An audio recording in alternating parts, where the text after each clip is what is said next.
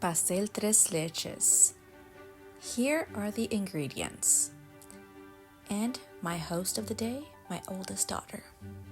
Okay, so we're gonna make tres leches, or pastel de tres leches. This is the easy way to make it, not the hard way. So bear with me. Alright, so first we're gonna do our dry mix, and then we're gonna do our wet mix. So for the dry mix, you need 3 cups of flour.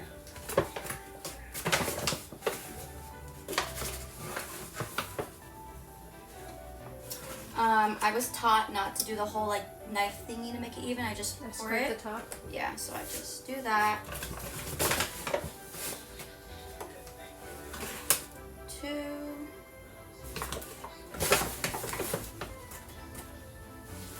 3. All right, so now we're done with the powder. So we don't need this anymore.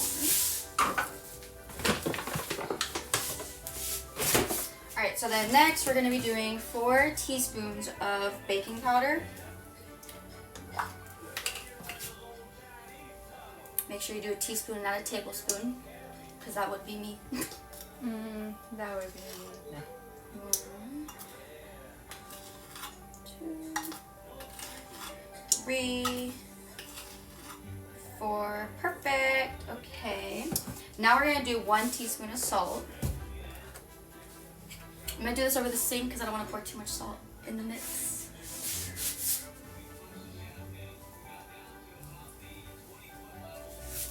Alright, put that in there. Perfect.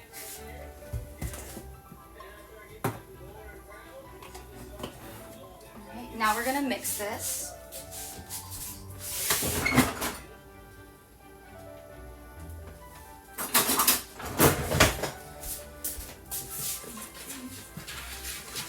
And then mix it to your liking. You don't have to mix it a certain amount of time or anything. Just measure and try and think.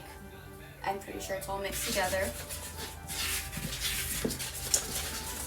Okay, there you go. Alright, so now we're going to do the wet mixture.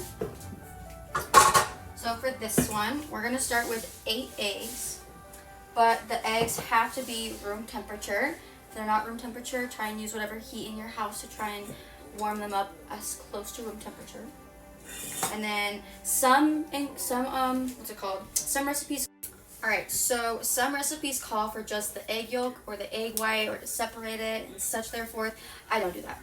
I just put all the eggs in there. It tastes the same. It's gonna be the great taste. That's all that matters. So just put it there. 1, 2.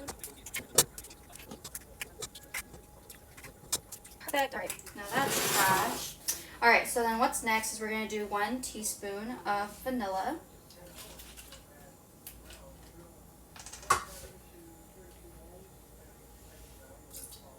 I put 2 because I like vanilla.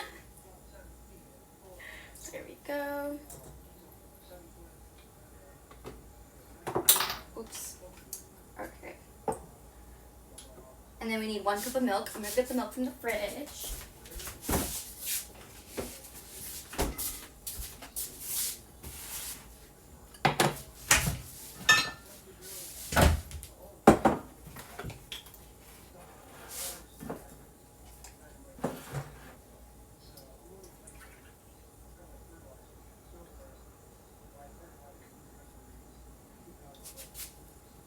Perfect.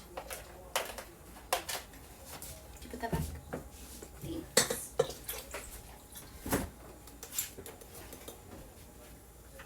Alright. So now I'm going to measure out the sugar. You need 2 cups and 1/4, or 2 1/4 cups of sugar.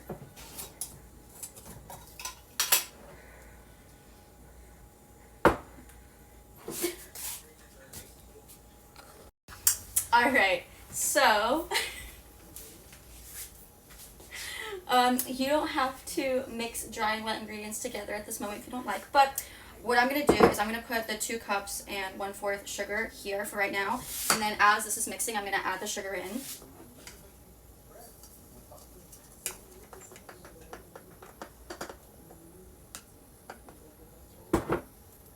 Okay, there's that.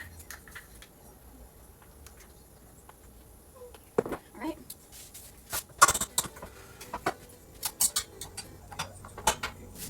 You don't have to mix it so fast right now because it is all just liquid and you don't want it to splash up onto you. Okay, so now I'm gonna add the sugar.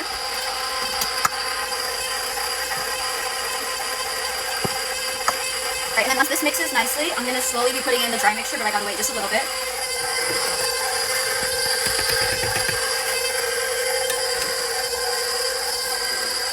And then the easiest way I found to do this is that if you just use a scoop of any kind, just to lightly put it in there, it works a lot better than pouring the whole bowl slowly and surely.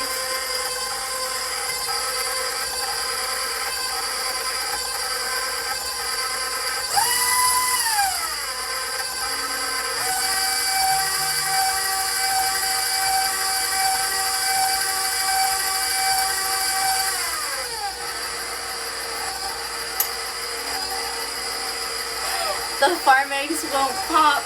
The yolk is still there. Here. We'll speed up the process a little bit. Egg yolks didn't pop. I just stopped the mixer and popped them myself because I'm not going to wait for that to happen. So now that everything's a liquid, I'm going to start slowly adding the flour.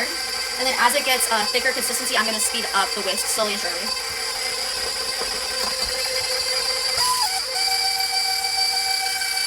This is a pretty lengthy process, just because you don't want to add too much of the dry mixture to the wet mixture.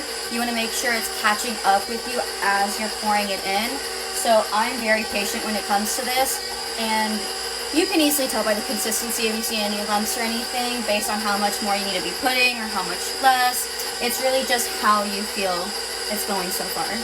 And then at the end, before everything, I will be scraping off all of this white that's around the middle. I'll be scraping that and putting it into it. That's towards the end when I have my whole bowl empty, and then it mixes it completely.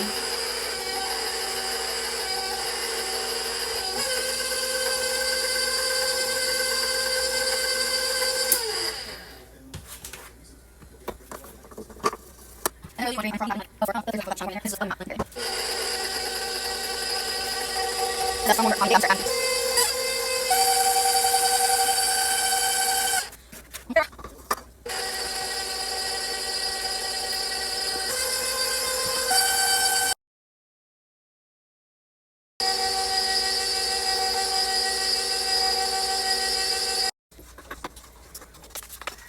Alright, so I'm going to check the mixture. I've been letting it mix on like level 4 to 6 for like maybe like 6-7 minutes. So I'm going to check it, make sure it's very nice and creamy. I want it to be as smooth as the sweet condensed milk, but not that thick. So I'm just going to go ahead and test it out.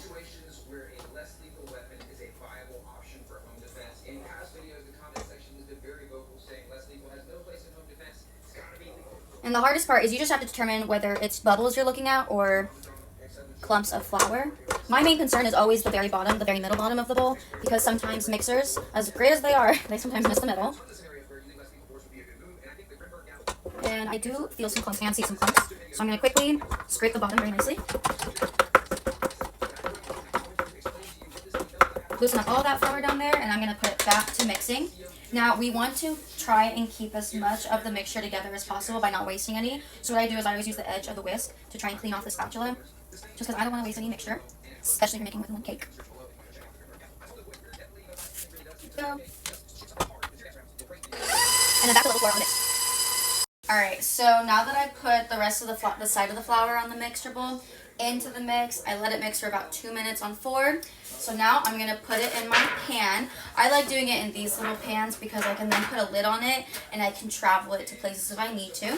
So I'm going to put, well, you're supposed to put some type of spray on here so the cake doesn't stick to it. When I was doing my research, they weren't really like strict on what spray.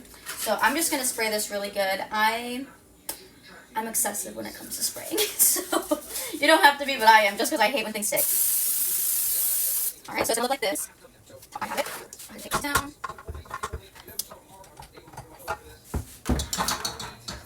Remember, try and get as much mixture as you can.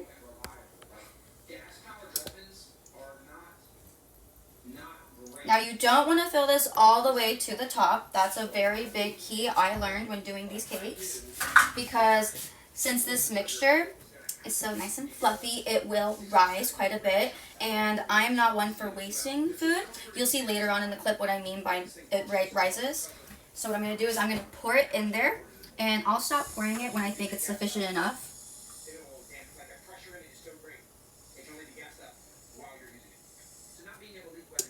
Okay, that's good. And the perfect thing I love about this is that I then have enough mixture to make another tiny little tres leches cake, you know, a little bit more personalized. So I'm going to leave that there. Now I'm going to show you exactly how much I filled this with. So I'm going to have you see it is almost to the top. I did put a little more than I would like, but it is just the right amount that when it rises, it won't have that much. Okay, so now that we fully emptied out the mixture bowl, what I want you to first look at is look at the middle bottom of that. There is no dry flour. Let me put it in the light for you. There is no dry flour at the bottom. It is all complete mixture. Those little pieces are egg. So now that I have both of these filled, I will have you look. This one is filled more than this one. This one's like halfway. This one's 3/4 full. All right, now we're going to go ahead and put it in the oven. I have the oven light on just to show you. I'm just going to put these on the lower rack because I want them to cook nice, evenly, and not have too much heat placed on them.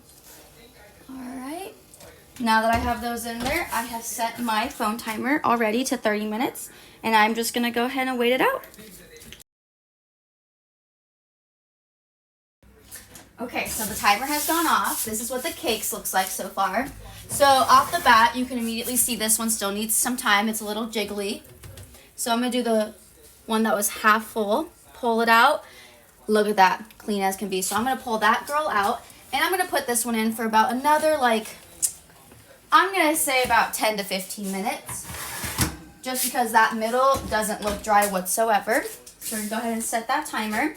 Now that I know the cake has less than 20 minutes to go, I'm going to go ahead and start making the mix for the tres leches. Okay, so this is the mixture now for what you're going to be pouring on top of the cake.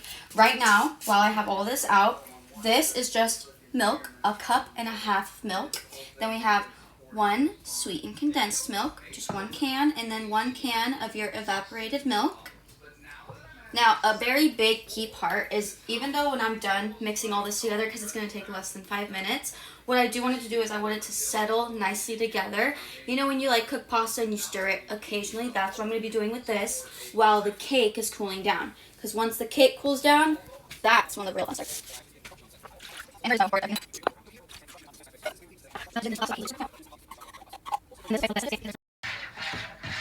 So what I want to be doing right now is my main goal is to be mixing this so that the sweetened condensed milk is not as sticking to my spoon, nor is it just a big clump into this mixture.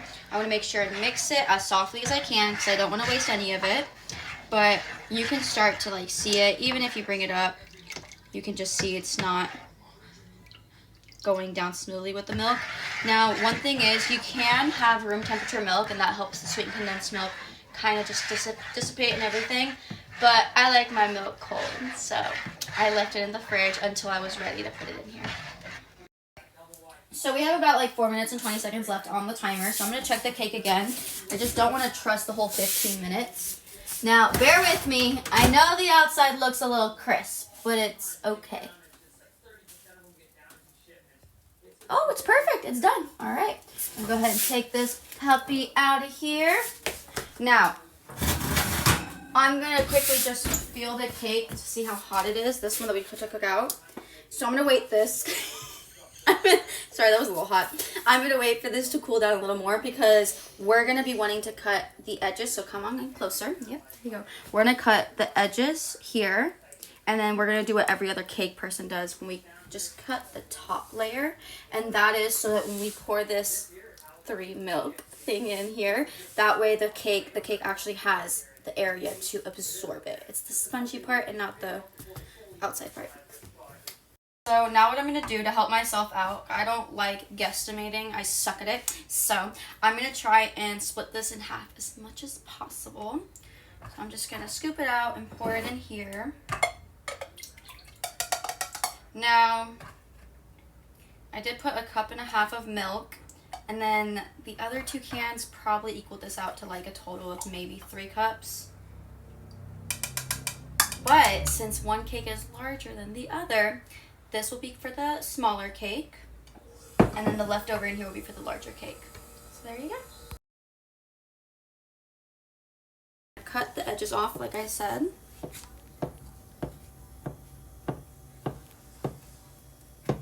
Careful not to stab it too hard to the bottom, because the last time I did that I ended up making holes in the bottom and the tres leches was leaking, so that was kind of a bummer. Alright, so since I tried not to cut any holes in the bottom, that means it's not cut all the way through in the cake, so I'm just going to go cut it in half with my hands, and the cake will slowly start to just deteriorate as you go. So I'm just going to do this to all the sides.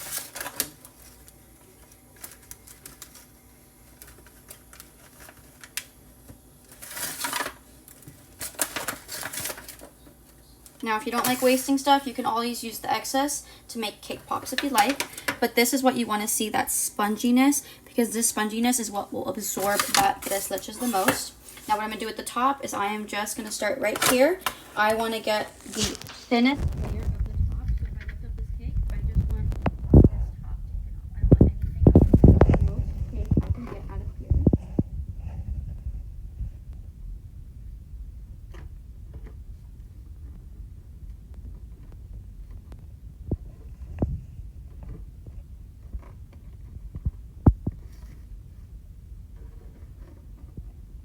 I always do it in little sections just because I don't want to work too fast, and that way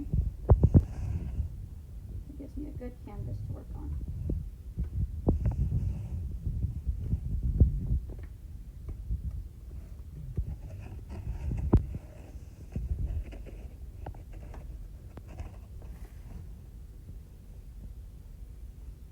Now again, the only reason we're doing this is so that sponginess can absorb all the milk we have for it to absorb. Now just know sometimes the cake will be uneven, that's okay. Nothing's perfect because on the top we will be adding some whipped cream.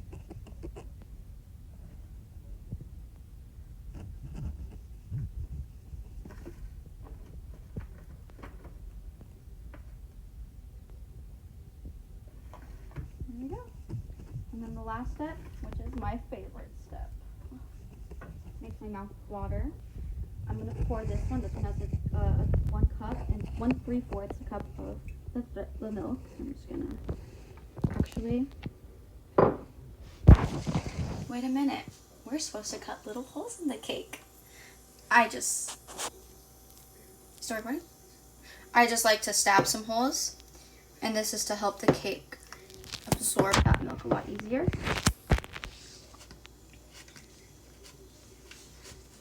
Now, some people like to take holes out of the cake. I don't like doing that just because I don't want to waste any cake, and I want as much cake for this because it's so good. Alright. Perfect. Alright, now we're ready. I'm going to pour it on here.